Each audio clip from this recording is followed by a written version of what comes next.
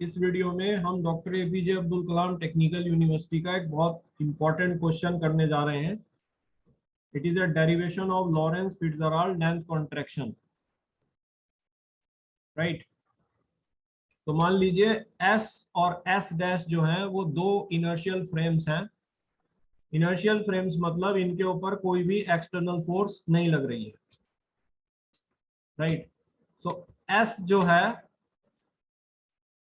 वो stationery frame है जो कि रेस्ट पर है, और एस डैश जो है वो कांस्टेंट वेलोसिटी v से, जो कि वेरी हाई है comparable to velocity of light c, उससे x डायरेक्शन में ट्रेवल कर रहा है। Suppose t equal to 0 second पर दोनों फ्रेम एक दूसरे के ऊपर कॉन्साइड कर रहे थे, यानी कि s के ऊपर s डैश जो है वो लाई कर रहा था। हमने स्टॉप वॉच को ऑन किया और s डैश जो है वो कांस्टेंट वेलोसिटी v से x डायरेक्शन में ट्रेवल करना शुरू किया। तो ये स्थिति t सेकंड के बाद है। ये frame s dash stationary frame s से vt डिस्टेंस की दूरी पर होगा, क्योंकि ये एक सेकंड में v डिस्टेंस ट्रेवल कर रहा है, तो t सेकंड्स में इसने vt डिस्टेंस ट्रेवल किया होगा। तो the separation between two frames after t second will be vt। तो मान लीजिए o और o डैश जो है वो दो ऑब्जर्वर्स हैं। o जो है वो स्टेशनरी फ्रेम s में है, ये रेस्ट पर है। इस ऑब्जर्वर O को हम अर्थ पर ले सकते हैं और फ्रेम S को हम अर्थ मान सकते हैं, क्योंकि अर्थ जो है हमारे लिए एक रेस्ट फ्रेम एक रेस्ट फ्रेम इनर्शियल फ्रेम है, राइट। ऑब्जर्वर O डैश जो है वो फ्रेम S डैश में है, जो कि कांस्टेंट वेलोसिटी v से x डायरेक्शन में ट्रेवल कर रहा है। तो इस ऑब्जर्वर O डैश को हम एक एस्ट्रोनॉट मान सकते हैं जो कि स्पेस में ट्रेवल कर रहा है। तो मान लीजिए ये एक रॉड है जो कि फ्रेम एस डैश में रखी हुई है। तो ये रॉड ऑब्जर्वर ओ डैश से कोई भी रिलेटिव मोशन नहीं लिए हुए है। ये रॉड ऑब्जर्वर ओ डैश से रेस्ट पर है, right, because observer O dash भी वेलोसिटी v से मूव कर रहा है और रॉड भी वेलोसिटी v से मूव कर रही है। So there is no relative motion between observer O dash and rod. तो इस रॉड की ये एज ऑब्जर्वर ओ डैश को x1 डैश कोऑर्डिनेट पर मिल रही है, और इस रॉड की ये एज ऑब्जर्वर ओ डैश को x2 डैश कोऑर्डिनेट पर मिल रही है। सो x2 dash minus x1 dash, right, इनका जो डिफरेंस है वो एक्चुअली इस रॉड की लेंथ है जो कि ऑब्जर्वर ओ डैश रिकॉर्ड कर रहा है। इस लेंथ को प्रॉपर लेंथ कहते हैं। सो प्रॉपर लेंथ वो लेंथ होती है जो किसी मटेरियल बॉडी की कोई ऑब्जर्वर रिकॉर्ड करता है जब वो मटेरियल बॉडी उससे रिलेटिव मोशन में नहीं होती है, यानी कि रेस्ट पर होती है। तो क्योंकि ऑब्जर्वर ओ डैश रॉड से रेस्ट पर है, तो इस स्थिति में जो भी लेंथ इस रॉड की ये ऑब्जर्वर ओ डैश रिकॉर्ड कर रहा है वो प्रॉपर लेंथ है।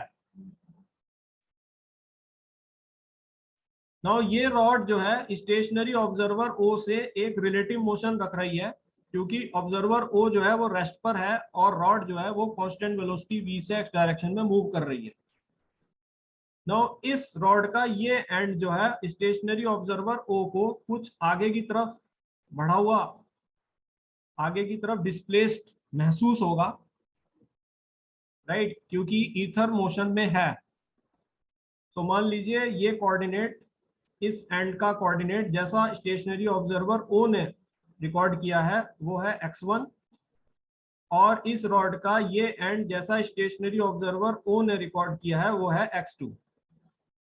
सो इन दोनों कोऑर्डिनेट्स के बीच का डिफरेंस जो है ये रॉड की वो लेंथ है जो कि स्टेशनरी ऑब्जर्वर रिकॉर्ड कर रहा है जो उससे रिलेटिव मोशन में है, और ये लेंथ जो है स्टेशनरी ऑब्जर्वर को कुछ कॉन्ट्रैक्टेड महसूस होती है, यानी कि जो लेंथ स्टेशनरी ऑब्जर्वर ओ ने रॉड की रिकॉर्ड की है L, वो मूविंग ऑब्जर्वर ओ डैश से जो रॉड से रिलेटिव मोशन में नहीं है, राइट, उससे कम होती है।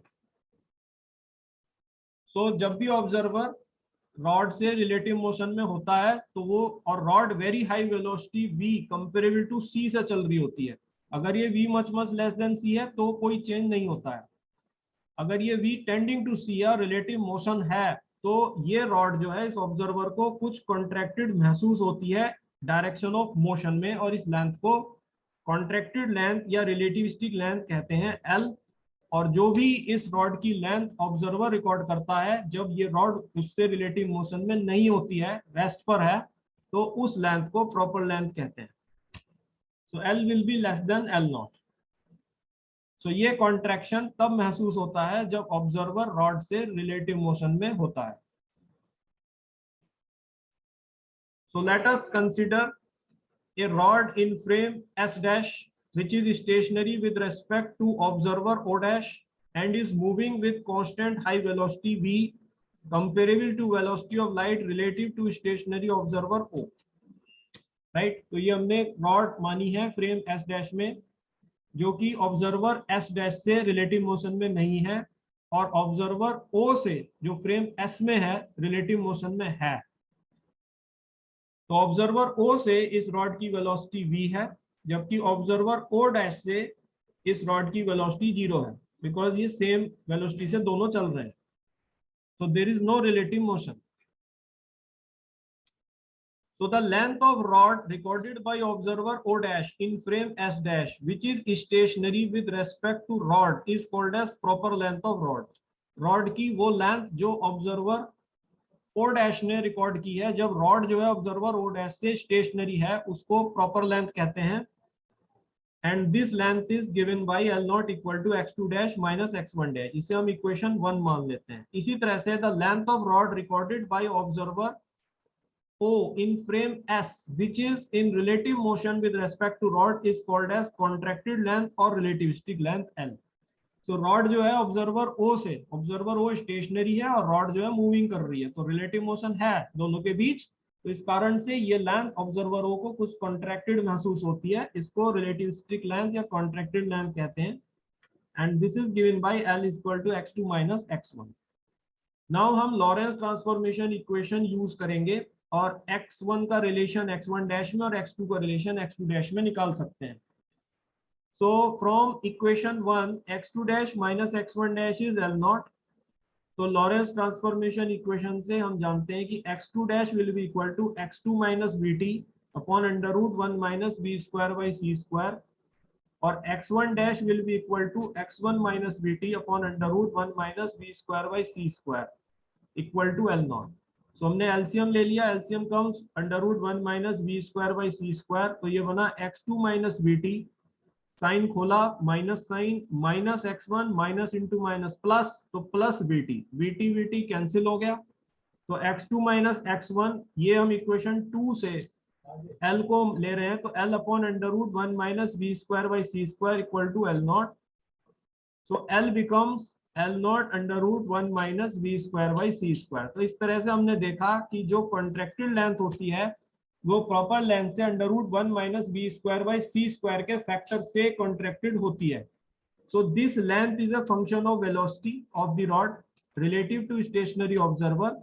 If the velocity of rod increases as in this mathematical expression the contracted length decreases, यानी कि वो लेंथ और भी कॉन्ट्रैक्टेड महसूस होगी जितनी स्पीड बढ़ेगी। So if this velocity is equal to c then this length will be 0। सो ये रॉड एक पॉइंट ऑब्जेक्ट हो जाएगा स्टेशनरी ऑब्जर्वर के लिए, जो इम्पॉसिबल है, इसलिए ये रॉड वेलोसिटी ऑफ लाइट के इक्वल नहीं चल सकती है। और अगर हम इसे माने कि ये वेलोसिटी ऑफ लाइट से ग्रेटर है तो v ग्रेटर देन c पर ये अंडर रूट में फैक्टर नेगेटिव होगा, negative factor in under root is imaginary, तो हमारी लेंथ इमेजिनरी हो रही है, अगेन वो भी इम्पॉसिबल है क्योंकि length is always real. So from here we conclude that